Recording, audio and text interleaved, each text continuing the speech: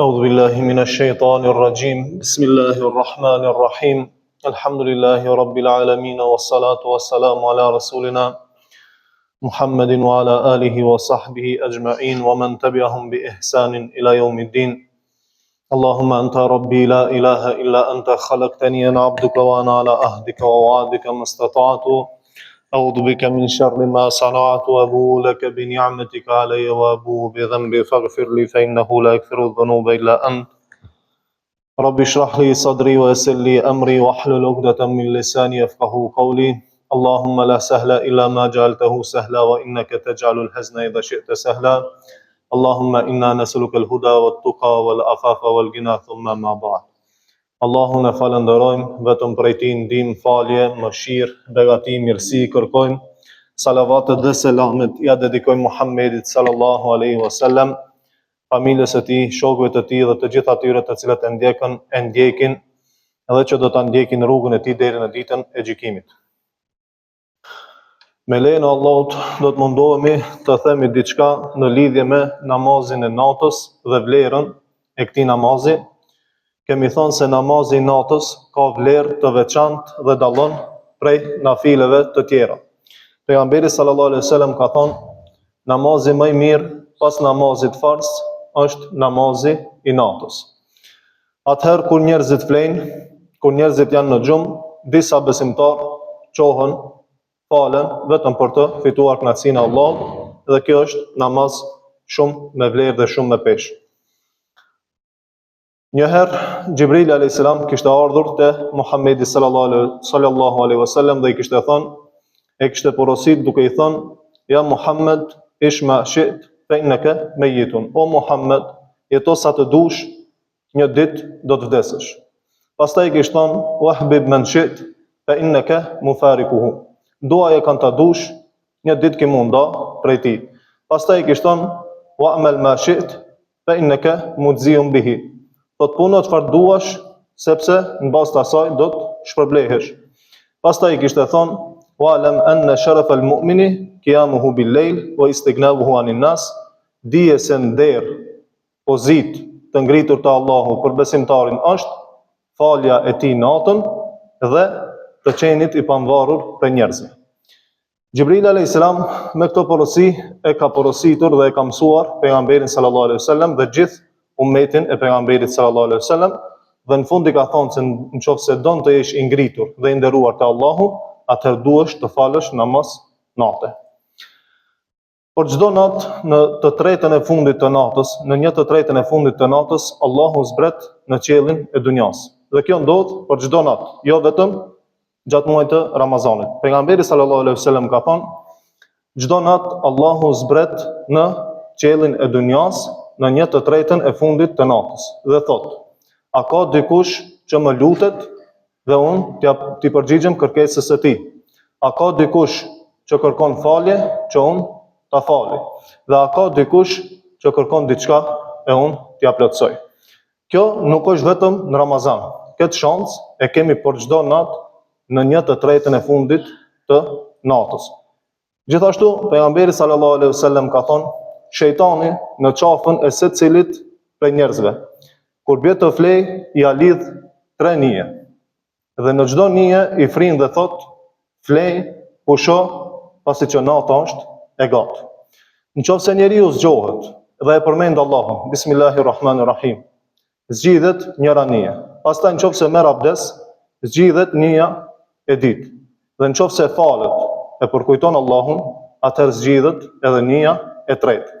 Pastaj pejgamberi sallallahu alaihi wasallam thot, njeriu do të ndjehet i freskët gjatë ditës dhe do të ketë fuqi në trupin e tij. Përkundrazi, nëse nuk qohet me u fal, nëse nuk qohet me përmend Allahun, do të ndihet i dobët dhe i rëndum gjatë gjithë ditës. Ai që zgjohet natën, ja ka prish shejtanit planin e tij. Pra, dhe Allahu si shpërblim i jep ditë të bereqetshme, i jep fuqi në trupin e tij dhe jep freski në shpirtin e tij.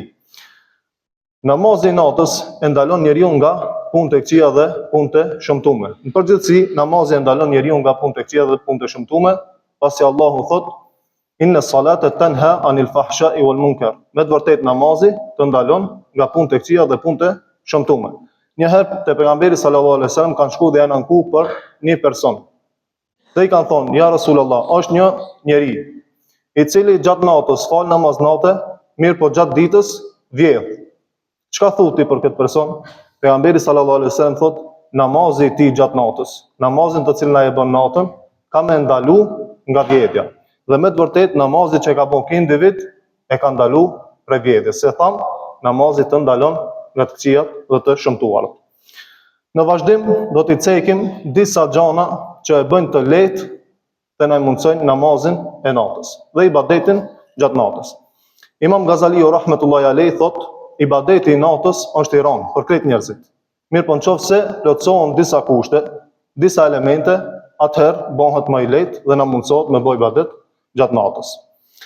E para prej këtyre kushteve është që njeriu të mos haj shumë ushqim. As ditën, po edhe natën të ketë kujdes. Nëse ha shumë ushqim, do duhet me pi edhe shumë ujë edhe shumë langë. Dhe kjo i shkakton njeriu kotje dhe çon që të flejë. Nëse don më ngrit natën me bëj ibadet, duhet me paksu ushqimin. E dyta është prej kushteve të mos punoj njeriu punë të rënda, sidomos punë gjatë natës. Nëse do me bëj ibadet natën, mos me bëj shumë punë të rënda, sepse punët e mundimshme e lodhin trupin e njeriu. Pastaj ja dobësojnë nervat dhe kështu njeriu e çojnë që të flejë. Kushti i dytë është mos me punu punë të rënda, sidomos gjatë natës. Kushti i tretë, sipas Imam Gazaliut rahmetullahi alayhi, është praktikimi i kailulës. Kailula është të flejë njeriu pas namazit të drekës, ditën, të flejë dhe të pushojë. 1 orë, 1 orë e gjys, ose më pak, të flejë dhe të pushojë, dhe kjo i mundson që të ketë energji për pjesën e ngelur të ditës dhe i mundson që të bëjë ibadet gjatë natës. Kushti i katërt, që është kusht shumë i rëndësishëm, është që gjatë ditës njeriu t'i lë gjunahet dhe t'i lë edhe mëkatet, sepse zemra ngurtësohet me mëkatet. Zemra e ngurtë nuk mundet me bëj ibadet gjatë natës. Sufjan al-Thauriu rahmetullahi alayh ka thonë, 5 muaj ditë më është pengu më është cungu ibadeti gjatë natës, për shkak të një gjunahi që e kam bën. Dhe kur e kanë vetë, thotë, çfarë gjunahi ke bën?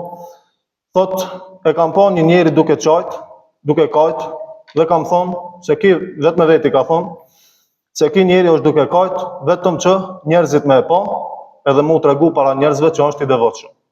Dhe thotë, ky gjunah mu thotë 5 muaj ditë më ka pengu që mos t'i bëj Allahut ibadet dhe namaz gjatë natës. Shtrohet pyetja, çka na pengon neve, jo që të bëjmë namaz natë, po edhe farzin nga të njerë që e lëshojmë, nuk e falim. Neve na pengojnë gjunahet, gabimet, lëshimet dhe mëkatet tona. Allahu me të vërtetë thotë, inna salata tanha anil fahsha'i wal munkar, me të vërtetë namazi të ndalon nga e keqja dhe e shëmtumja. Mirë po në fillim me një ligjërat kemi thonë se gjanat shpesh shpjegohen me të kundërtën e tyre. Nëse namazi të ndalon nga gjanat e këqija dhe të shëmtume, atëherë automatikisht kuptohet se gjanat e këqija edhe gjanat e shëmtume e ndalojnë njeriu nga namazi. Pra ai që mirret me gjanat këqija, që mirret me gjanat shëmtume, e ka të pamundur që të falet. Ndërsa ai që fal namaz e ka të pamundur që të bëjë gjanat këqija dhe gjanat të shëmtume. Nëse nuk falemi, duhet ta shohim se ku e kemi problemin. Të shohim të përmirësohemi, nëse përmirësohemi, atëherë Allahu na e bën të dashur namazin dhe ibadetin. Pastaj Imam Gazaliu rahmetullahi alayhi ka përmend edhe disa kushte tjera që ja mundsojnë njeriu dhe ja lehtësojnë namazin dhe ibadetin gjatë natës. Prej këtyre kushteve janë të jetë njeriu i pastërt në zemrën e tij, të mos ketë urrëtie për asnjë besimtar. Pastaj të largohet nga bidatet dhe risit dhe të mos preokupohet me dunjan. Kjo është elementi i parë. Pastaj për gjërave që ndihmon ibadetin gjatë natës është nxitja dhe frika për në ahiret. Do të kesh frikë për ditën e gjykimit, për xhehenemin e kështu me radhë. E treta që ndihmon ibadetin gjatë natës është njohja e vlerës së kalimit të natës në ibadet. Atë që thamë, se namazi më i mirë pas namazit farz është namazi i natës.